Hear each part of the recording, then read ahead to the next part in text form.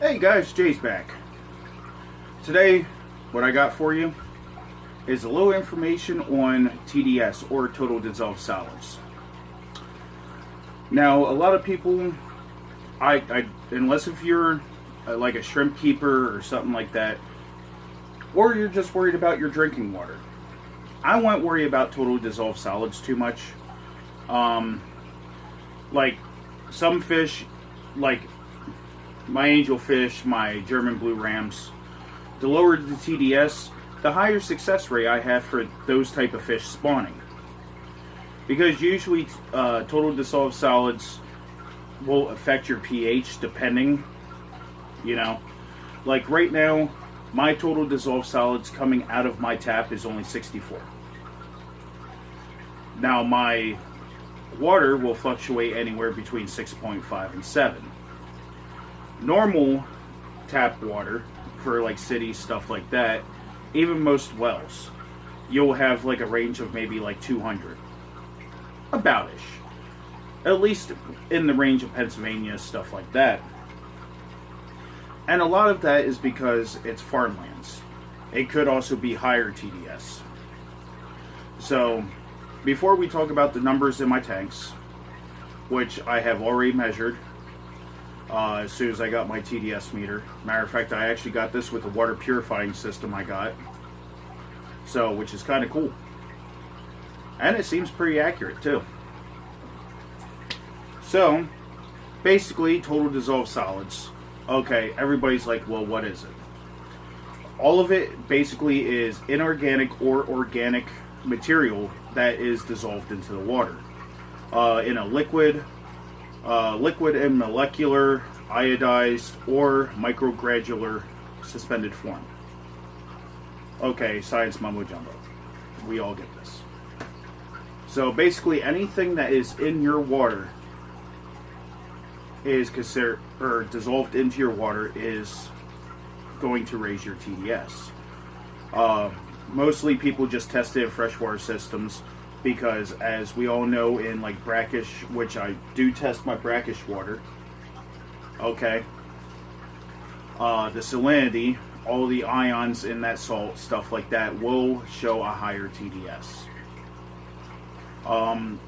Planted aquariums, usually they would have a high TDS, depending like on how much you fertilize it. Now, when I show you the testing, this tank has a lower TDS than all the other ones I have in this room. And a lot of that is because I haven't actually added fertilizer to this tank for a little while. So, I mean, it is kind of low. And just remember, I never really do water changes on this tank. So, like, my water right out of the tap at the moment is coming out at 0.64 TDS, which is pretty low, but my problem is with my city water, I have a lot of chlorine in my water. Like when you run the water, it smells like a community pool. And with my family, like I got this filter system, it's actually called Zero Water, but we go through bottled water in this house like crazy. Like we'll get a 32 case of bottled water and it's gone in a weekend. So I needed to find something that I could save money, less plastic for the environment, stuff like that. So I end up getting this, and they're so confident about their system, they give you a TDS meter with everything you buy. So figured, you know what, might as well try it out. But primary sources of like TDS getting into water systems is like agricultural or residential runoffs.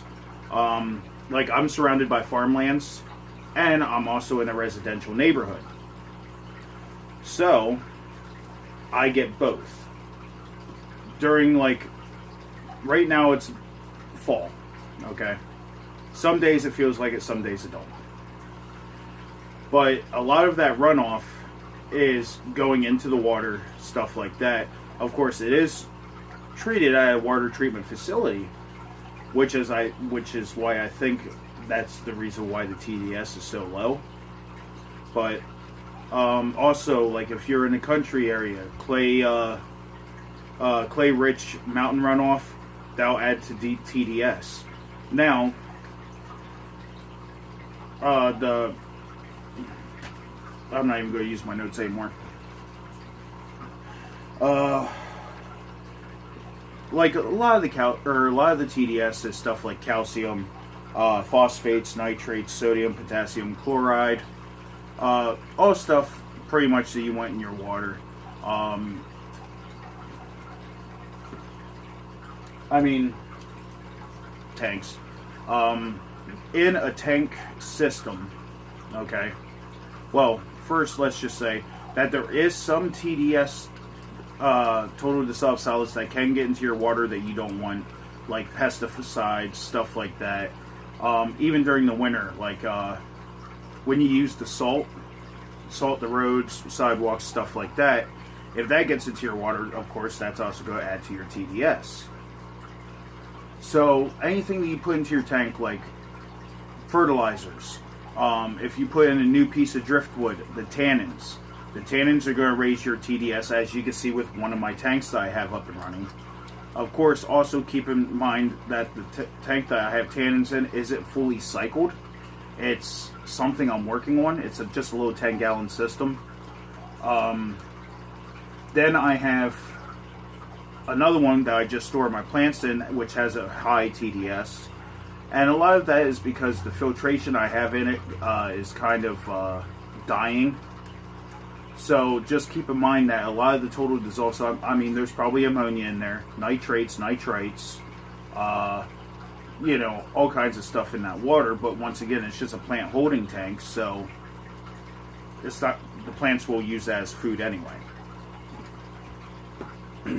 So, like, if you have driftwood in your aquarium, driftwood being in there, decaying over time, that will add to your TDS. Decaying plant matter, fish waste, like everything. Now, this tank I have set up as basically a sustainable ecosystem. Like, I come in every couple days, I throw some food in here. There's all kinds of little micro critters that run around in here that the fish eat, like detritus worms, stuff like that. And a lot of that is because of the substrate I have in here. I have a dirt substrate. So it's able to house a lot of these microorganisms, including the microorganisms that's growing on the wood, the rocks. Like my Farlowella catfish are in here. They're all flux grazers, so they're always, you know, mowing down on all that stuff. I have snails in here eating dying plant matter, uneaten food, stuff like that. And that's also one of the reasons why I like my Malaysian trumpet snails in here, because they keep everything mixed up. So, with all that being said, we'll go into me testing the tanks. Like I said, this one's the lowest one I have. I didn't test the turtle tank or the beta tank, only because the beta tank, I mean, there's only one beta in it, tons of plants, so the TDS on that's going to be really low. It does have some wood, but... And also, I didn't test the turtle tank because right now my turtle tank's kind of under construction a little bit. Turtles are getting big, and I need to home them in something bigger soon. So, matter of fact, it's almost feeding time for them. Today we're doing a little bit of romaine lettuce and doing some tilapia. And they'll eat both of those, no problem. So, okay. On to the second part of this video.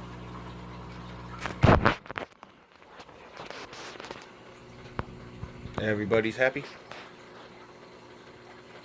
We have a better understanding of what TDS is. I'll test some of my aquariums here and see what the TDSs are. So right now, I'm saying at 0. Right now, TDS for this tank is sitting at about 384, 385.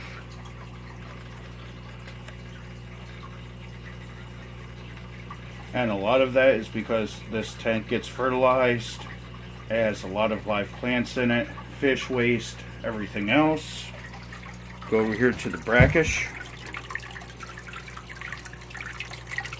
This one should be significantly higher.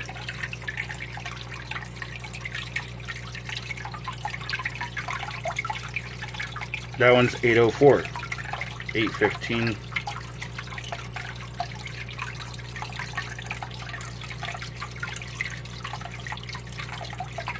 So about 820 we'll go with.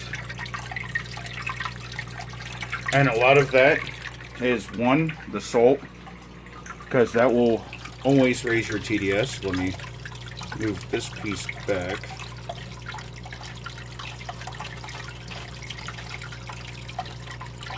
I don't know why that moved. But a lot of that is because of the salt, all the new driftwood I have in here, and whatnot. Now we'll move to another tank. Alright, we're over here at a tank that I'm cycling right now. It has a lot of tannins in it. Oh, there's wood there. And this tank is not completely cycled yet. So about 840. And a lot of that is because of tannins and stuff like that. And here we have a plant recovery tank slash just spare plants I want to keep tank. So let's see what the TDS is here.